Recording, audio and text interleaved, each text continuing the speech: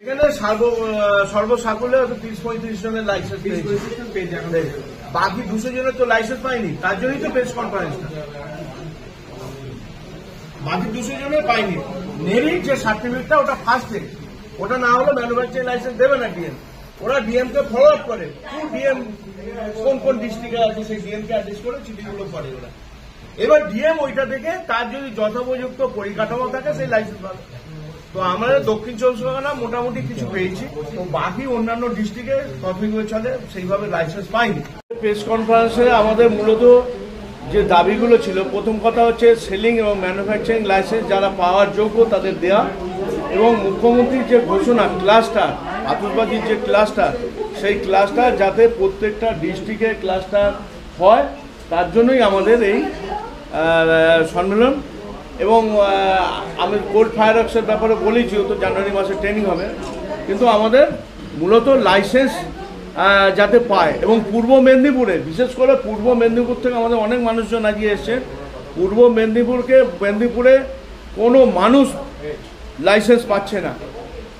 ওই সর্বসাকুল্যে পরশুদিন গিয়েছিলাম আমরা, কত 8টা না 10টা দিয়েছি, অথচ প্রায় 250-300 জন পাওয়ার যোগ্য, তাদেরকে দিচ্ছে না। বাড়িতে কেস দিয়ে দিচ্ছে। তো একটা ডিপার্টমেন্ট থেকে একটা ডিপার্টমেন্টে যে রিপোর্টগুলো যায়, লাইসেন্সের নিয়ম আছে। সেলিং লাইসেন্সের ক্ষেত্রে নিয়ম হচ্ছে পুলিশের একটা রিপোর্ট যাবে, বিএলআরওর একটা রিপোর্ট যাবে, ফায়ার ডিপার্টমেন্টের একটা রিপোর্ট যাবে। এই 3টে ডিপার্টমেন্টের এনওসির ভিত্তিতে লাইসেন্স পাওয়া যায়। কোনো একটা ডিপার্টমেন্টে দেখা যাচ্ছে তাদের ইন্সপেকশন করার জন্য হয়তো নির্দেশই পাঠাচ্ছে না, বা কোনো একটা ডিপার্টমেন্টের নির্দেশ এসছে কিন্তু সে হয়তো তার রিপোর্টই পাঠাচ্ছে না। এইভাবে হ্যারাসমেন্ট করে পূর্ব মেদিনীপুরে লাইসেন্স পাচ্ছে না। এবং পুলিশ করছে কি, যে কোনো প্রকারে গিয়ে বাড়িতে যাচ্ছে, কিছু একটা ত্রুটি পাচ্ছে, দিয়ে বাড়ির লোকগুলোকে কেস দিয়ে দিচ্ছে। এবং এই বাজির নিয়ম হচ্ছে আতশবাজি শিল্পে কেস থাকলে লাইসেন্স পাবে না, ধরে কেস দিয়ে কেস দিচ্ছে আর লাইসেন্সগুলো ক্যান্সেল করে দিচ্ছে। এটা একটা খুব খারাপ সমস্যার মধ্যে। যারা লাইসেন্স পায়নি সেগুলোকে ডেফার্ট করিয়ে দিচ্ছে, হয়তো পাবে, দিতেই হবে আজ না কাল। কিন্তু এই জন্যই আমাদের সংগঠনটা করেছি, এই কারণেই এই বাধাগুলোকে যাতে দূর করে দিয়ে মানুষের কাছে পৌঁছে দিতে পারি আমরা। এই জন্য সমস্ত জায়গায় জানিয়েছি, চিফ সেক্রেটারি, মুখ্যমন্ত্রীর কাছে চিঠি পাঠিয়েছি আমরা, ইতিমধ্যে বিমল বাণীকে হাতে দিয়েছি, স্পিকার চেয়েছিলেন আমাদের কাছে, সমস্ত ডিএমের কাছে পাঠিয়েছি, যাতে মূল বাধাগুলোকে দূর করে যায় সিস্টেমেটিক ওয়েতে।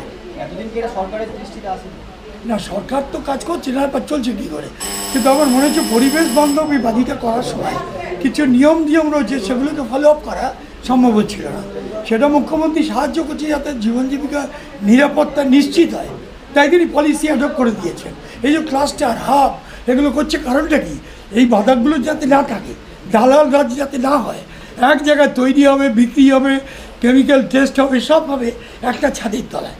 আমরা অত্যন্ত খুশি মাননীয় মুখ্যমন্ত্রীর সিদ্ধান্তটার ফলে। কিন্তু দেখবেন ভালো কাজ করলেও কিছু তো পিঁপড়ে এদিক ওদিক খেয়ে নেয়, মাঝখানে কিছু দালাল ঢুকে গিয়ে করছে।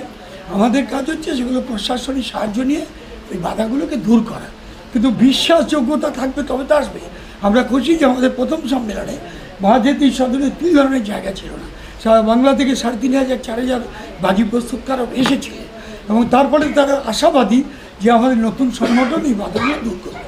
আমরা জেলায় যাব, জেলা প্রশাসনকে জানাবো, মুখ্য সচিবকে জানাবো, যেখানে বাধা ওভারকাম করতেই হবে, এটি তো আমার ডিউটি।